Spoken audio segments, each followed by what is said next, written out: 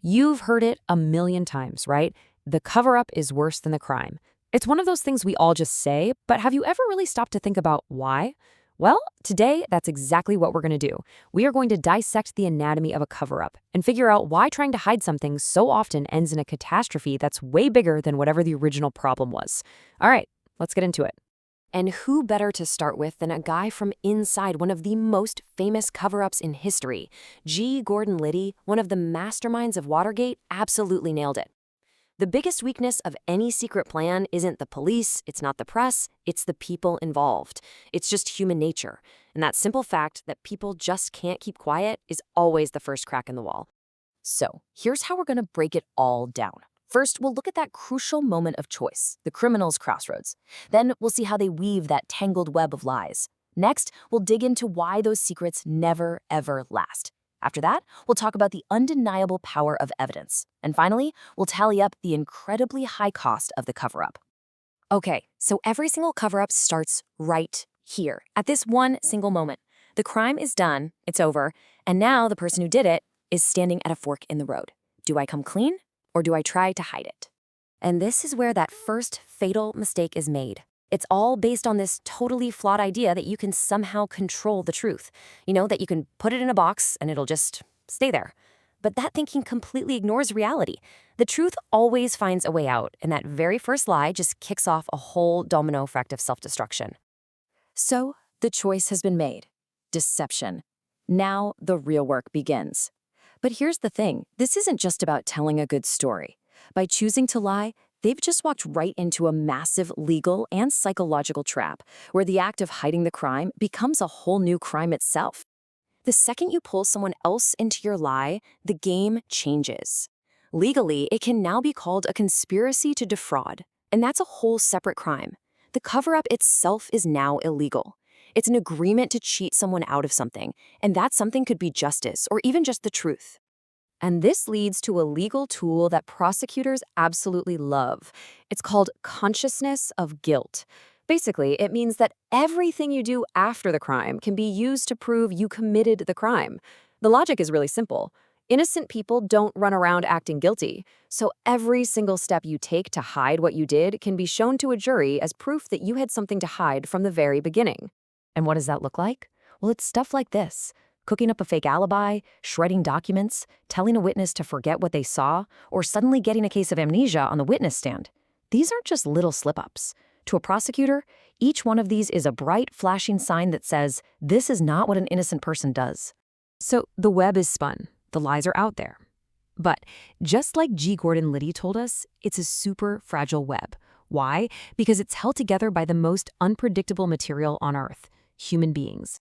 You know, keeping a secret is exhausting. I mean, psychologically and literally, physically. A study back in 2012 actually found that the constant stress of being deceptive takes a real physical toll on you. It's this low-level hum of anxiety that just wears people down from the inside, making them sloppy and way more likely to make a mistake. But okay, beyond just the internal stress, what are the big things that come along and just blow a conspiracy wide open? Well, it usually comes down to a few classic reasons.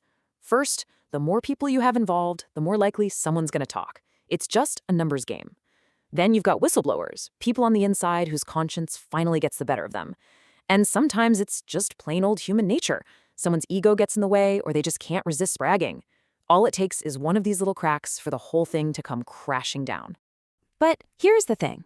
Even if, by some miracle, every single person kept their mouth shut, there is still one thing that can bring the whole cover-up down. And it can't be bribed, it can't be threatened, and it can't be silenced. I'm talking about physical evidence. See, while the criminals are busy trying to manage all their lies, investigators are busy managing something way more powerful, the truth. Every piece of potential evidence is carefully documented and preserved. It's a whole process designed to protect the integrity of that truth, from the moment it's found to the moment it's shown to a jury. And that process has a name, the chain of custody. Think of it like a tracking number for evidence. Every single person who touches a piece of it has to sign off, creating this unbroken, verifiable trail. It makes it impossible for a defense lawyer to claim the evidence was planted or tampered with. It proves that what the jury sees is the real deal. And this gets us to this really powerful concept of the silent witness. Human witnesses can get scared, they can forget things, they can lie, but physical evidence, it just is. It doesn't have an opinion, it doesn't take sides, it just tells its story. It's the one witness a cover-up can never, ever shut up. And this silent witness speaks in a lot of different ways. It might be a tiny drop of blood, a single fiber from a sweater, a fingerprint on a glass, or a digital footprint in an email server. These are the things the liars always forget. While they're so busy building this huge, elaborate lie, they're accidentally leaving behind a trail of these tiny, undeniable truths. All right, this brings us to the grand finale, the real reason we're here. We've seen how cover-ups are built on a bad idea and how they fall apart because of people and proof. So now let's look at the actual price tag for all that deception. Here's the most important thing to get. The cover-up creates a whole new set of crimes. The original offense? Maybe the evidence is weak, maybe it's hard to prove what someone was thinking. But the cover-up, the act of shredding a document or lying to an agent, is crystal clear. It's way easier for prosecutors to prove, and, ironically, it often comes with much, much bigger penalties. Just think about that number for a second. 20 years.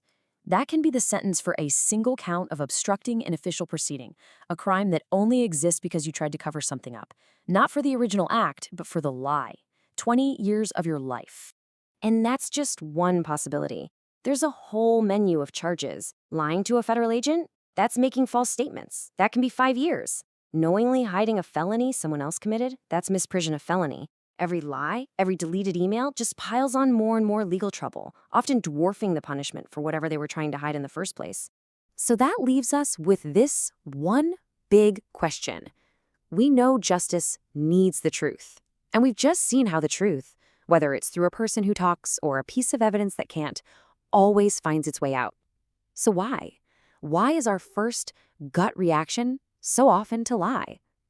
That's a powerful and pretty unsettling thought to end on.